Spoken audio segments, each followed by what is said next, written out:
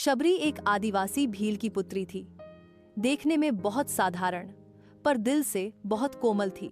इनके पिता ने इनका विवाह निश्चित किया, लेकिन आदिवासियों की एक प्रथा थी कि किसी भी अच्छे कार्य से पहले निर्दोष जानवरों की बलि दी जाती थी।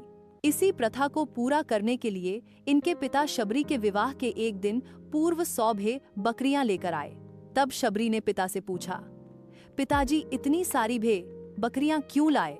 पिता ने कहा, शबरी यह एक प्रथा है जिसके अनुसार कल प्रातः तुम्हारी विवाह की विधि शुरू करने से पूर्व इन सभी भेड़ बकरियों की बलि दी जाएगी। यह कहकर उसके पिता वहां से चले जाते हैं। प्रथा के बारे में सुन शबरी को बहुत दुख होता है और वो पूरी रात उन भेड़ बकरियों के पास बैठी रही और उनसे बातें करती रही। उसके मन में एक ही विचार था कि कैसे वो इन निर्दोष जानवरों को बचा पाए।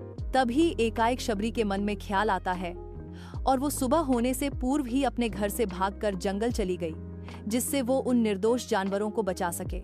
शबरी भली भांति जानती थी, अगर एक बार वो इस तरह से घर से जाएगी तो कभी उसे घर वापस आने का मौका नहीं मिलेगा। फिर भी शबरी ने खुद से पहले उन निर्दोषों की सोची। घर से निकलकर शबरी एक घने जंगल में जा पहुंची। अकेली शबरी जंगल में भटक रही थी। तब उसने शिक्षा प्राप्ति के उद्देश्य से कई गुरुवरों के आश्रम में दस्तक दी, लेकिन शबरी तुच्छ जाति की थी, इसीलिए उसे सभी ने धुतकार के निकाल दिया। शबरी भटकती हुई मतंग ऋषि के आश्रम पहुंची और उसने अपनी शिक्षा प्राप्ति की इच्छा व्यक्त की। मतंग ऋषि ने शबरी को सहर्ष अपने गुरुकुल में स्थान दे दिया। अन्य सभी ऋषियों ने मतंग ऋषि का तिरस्कार किया, लेकिन मतंग ऋषि ने शबरी को अपने आश्रम में स्थान दिया। शबरी ने गुरुकुल के सभी आचरणों को आसानी से अपना लिया और दिन रात अपने गुरु की सेवा में लग गई। शबरी जतन से शिक्षा ग्रहण करने के साथ साथ आश्रम की सफाई, गौशाला की देखरेख, दूध दोहने के कार्य के साथ सभी गुरुकुल के वासियों के लिए भोजन बनाने के कार्य में लग गई। कई वर्ष बीत गए। मतंग ऋषि शबरी की गुरु भक्ति से बहुत प्रसन्न थे।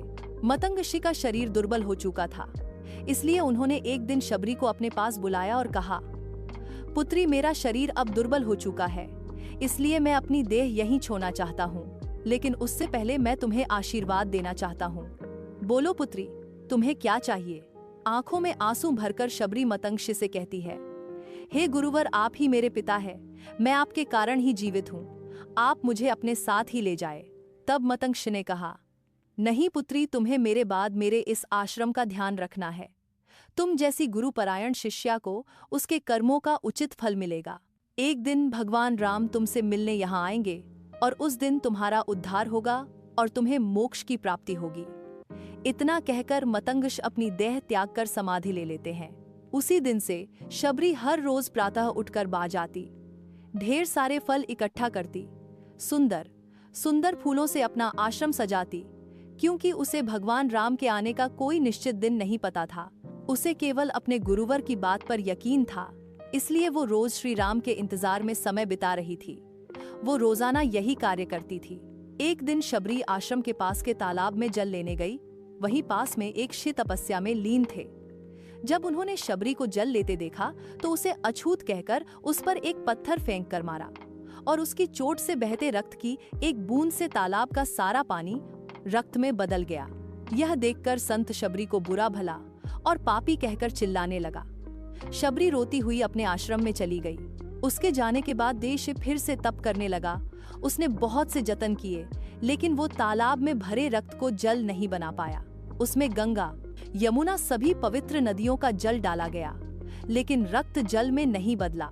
कई वर्षों बाद जब भगवान राम सीता की खोज में वहां आए, तब वहां के लोगों ने भगवान राम को बुलाया और आग्रह किया कि वे अपने चरणों के स्पर्श से इस तालाब के रक्त को पुनः जल में बदल दें। राम उनकी बात सुनकर तालाब के रक्त को चरणों से स्पर्श करते हैं, लेकिन कुछ नहीं होता। शिव उन्हें जो करने बोलते हैं वे सभी करते हैं, लेकिन रक्त जल में नहीं बदला। तब राम शिव से पूछते हैं, हे शिवर, मुझे इस तालाब का इतिहास बताए। तब शिव उन्हें शबरी और तालाब की पूरी कथा बताते हैं और कहते हैं, हे भगवान, यह जल उसी शूद्र शबरी के कारण अपवित्र हुआ है। तब भगवान राम दुखी होकर कहा, हे गुरुवर, यह रक्त उस देवी शबरी का नहीं, मेरे हृदय का है। जिसे तुमने अपने अपशब्दों से घायल किया है। भगवान राम से आग्रह करते हैं कि मुझे देवी शबरी से मिलना है। तब शबरी को बुलावा भेजा जाता है। राम का नाम सुनते ही शबरी दौड़ी चली आती है। राम मेरे प्रभु कहती हुई जब वो तालाब के समीप पहुंचती है, तब उसके पैर की धूल तालाब में चली जाती है और तालाब का सारा रक्त जल में बदल जाता है। तब भगवान राम कहते हैं, देखिए गुरुवर, आपके कहने पर मैंने सब किया, लेकिन यह रक्त भक्त शबरी के पैरों की धूल से जल में बदल गया। शबरी जैसे ही भगवान राम को देखती हैं, उनके चरणों को पक लेती हैं और अपने साथ आश्रम लाती हैं। उस दिन भी शबरी रोज की तरह सुबह से अपना आश्रम फूलों से सजाती हैं और बासे चख चख कर सबसे बासे बासा के बासे करे मीठे बेर अपने प्रभु राम के लिए चुनती हैं। वो पूरे उत्साह के साथ अपने प्रभु राम का स्वागत करती हैं और वह प्रेम से उन्हें अपने जूठे बेर परोसती हैं। भगवान राम भी बहुत प्रेम से उसे खाने उठाते हैं। तब उनके साथ गए लक्ष्मण उन्हें रोककर कहते हैं, भ्राता ये बेर जूठे हैं। तब राम कहते हैं, लक्ष्मण यह बेर जूठे नहीं, सबसे मीठे हैं, क्योंकि इनमें प्रेम है और वे बहुत प्रेम से उन बेरों को खाते हैं। मतंगशी का कथन सत्य होता है और देवी शबरी को मोक्ष की प्राप्ति होती है। और इस तरह भगवान राम शबरी के राम कहलाए।